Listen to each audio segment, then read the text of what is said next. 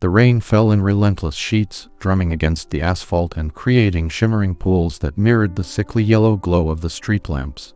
Nights like these bled the warmth from the city, leaving behind a damp, bone-chilling emptiness.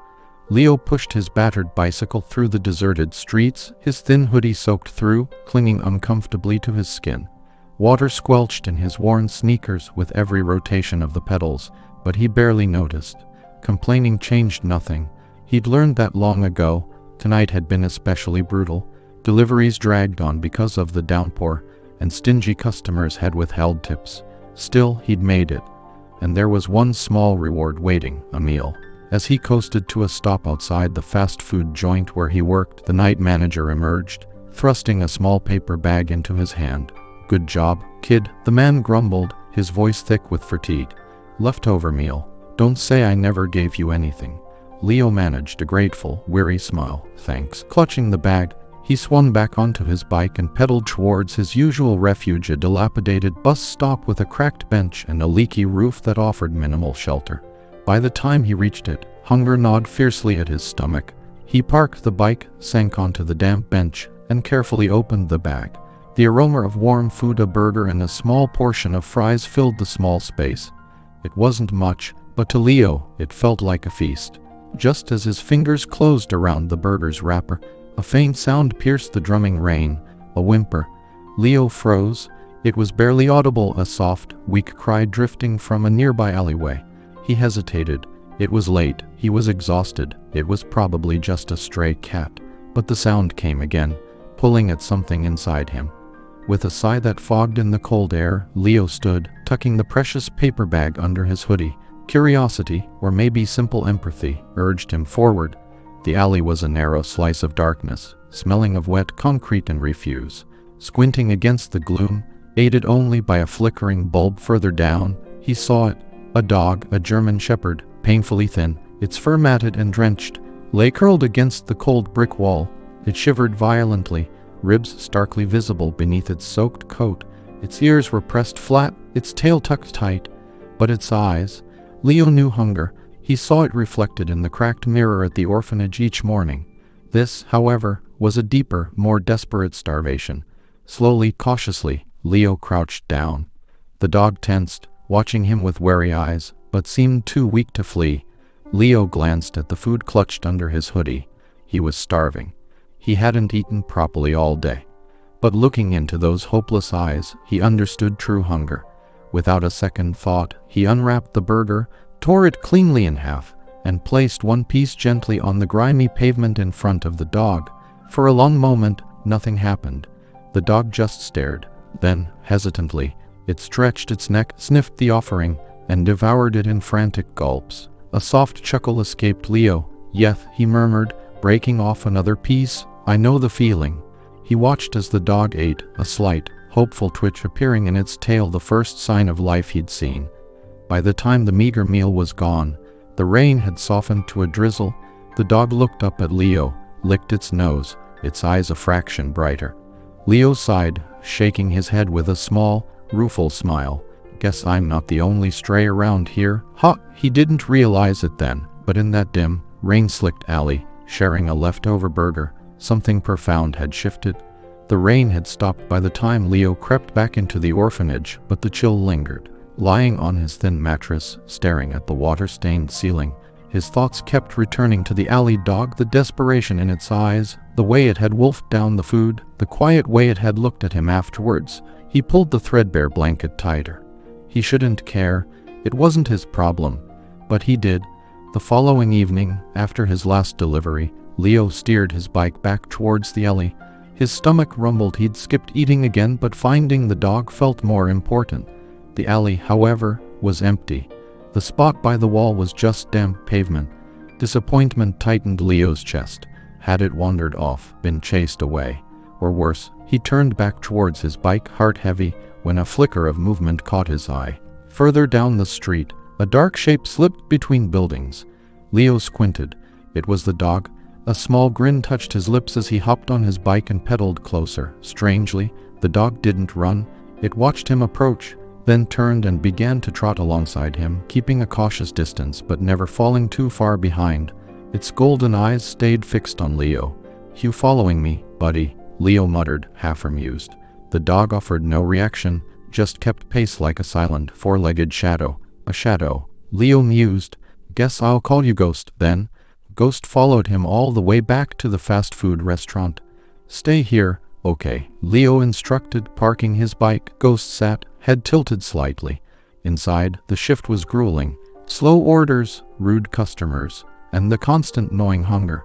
When he finally clocked out, all Leo wanted was cheap food and sleep. But stepping outside, Ghost was still there, waiting patiently in the dim light. Something softened inside Leo. For the first time in a long time, the loneliness felt less absolute. He dug into his pocket, counting the meager change. Not enough for his own dinner. He went back inside and bought a small portion of plain grilled chicken. Kneeling on the pavement, he offered it to Ghost. "Here, not much, but better than nothing." Ghost sniffed it, then took a careful bite, not with the frantic hunger of before, but with a dawning trust. The quiet moment was shattered. Leo, his manager, stormed out, face thunderous. "What the hell do you think you're doing?" Leo scrambled to his feet. I was just feeding a mangy stray instead of working." The man snapped. "No wonder deliveries were late, first slacking, now wasting company food." "It's my money," Leo mumbled. "I don't care. You show up late one more time, and you're done. Got it?" Leo clenched his jaw, nodding mutely. The manager scoffed and stalked off. Leo let out a shaky breath and looked down at Ghost, whose ears had flattened at the angry voice. Kneeling beside him, Leo scratched behind his ear. "Don't worry, boy. I won't leave you." Later, after finishing work, Leo swung by the alley one last time. His stomach lurched. A group of teenagers lounged against the wall, laughing, throwing trash and empty bottles at Ghost, who was pressed against the bricks, trying desperately to dodge kicks. "Hey," Leo shouted, fury surging through him as he ran forward. "Leave him alone." The group turned, surprised. One of the older boys sneered. "What's it to you?" Leo stepped protectively between them and Ghost, fists clenched. "He's not bothering anyone. Just leave him be." "Look at this," another one chuckled.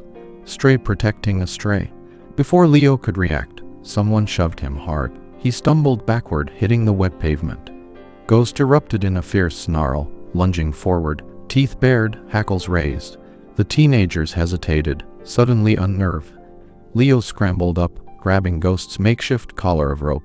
He didn't want a fight, he just needed to get Ghost out. "Come on, boy," he urged.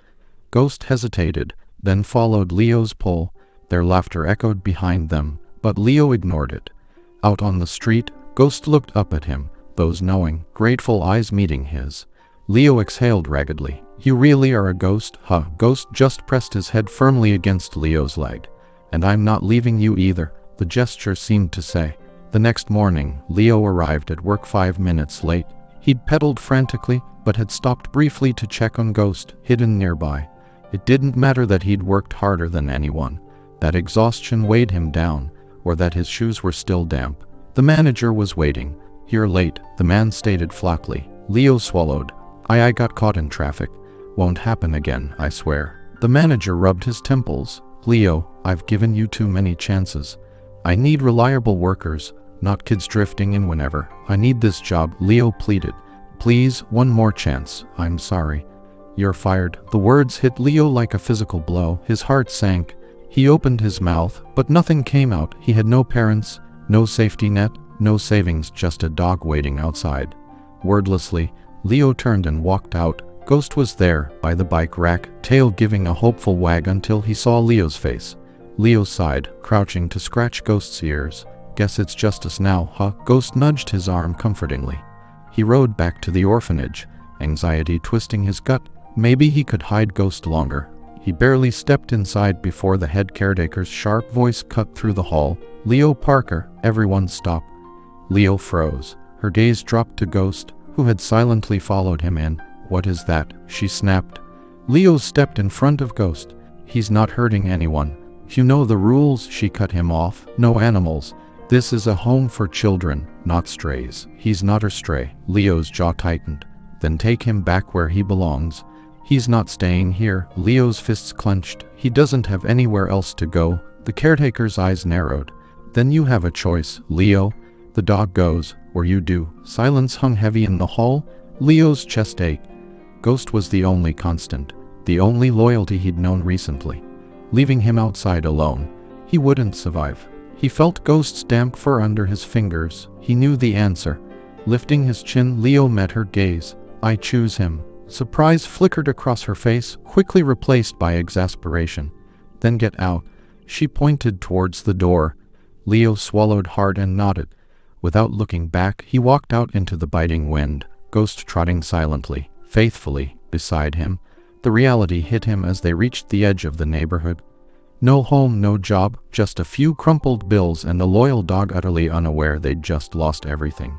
Looks like we're really on our own now. Huh, Leo forced a smile. Pulling his hoodie tighter, Ghost pressed against his side, a steady, silent presence. Together, they wandered into the deepening night, searching for shelter, the sharp wind cutting through their thin layers, wondering if they'd make it through it all. The wind howled through the urban canyons, sharp and unforgiving. Leo shivered, his breath pluming in the frigid air. Hunger gnawed, and exhaustion made his limbs feel like lead. Ghost trotted beside him, ears pricked, ever watchful.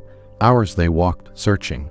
An abandoned warehouse loomed, but Leo knew it would be crowded, potentially dangerous. The park was too exposed. Auctions dwindled with the falling temperature. Then a scream. Leo's head snapped up. Down the street, under a sputtering streetlight, an older man wrestled with two figures in dark hoodies. A mugging. Instinct took over. Leo dropped his bike. Hey, he yelled, his voice sharp in the cold air. The attackers turned, startled. The older man, maybe in his 60s, clutched desperately at his wallet. One mugger shoved him hard, sending him sprawling onto the pavement. Rage surged in Leo. He lunged, grabbing the nearest thief's arm, yanking him off balance. The man cursed, swinging wildly. Leo dodged, stumbling back. Suddenly, a deep, menacing growl reverberated through the street. Ghost launched himself between Leo and the attackers, teeth bared, hackles raised, a low, dangerous sound rumbling in his chest. The muggers froze.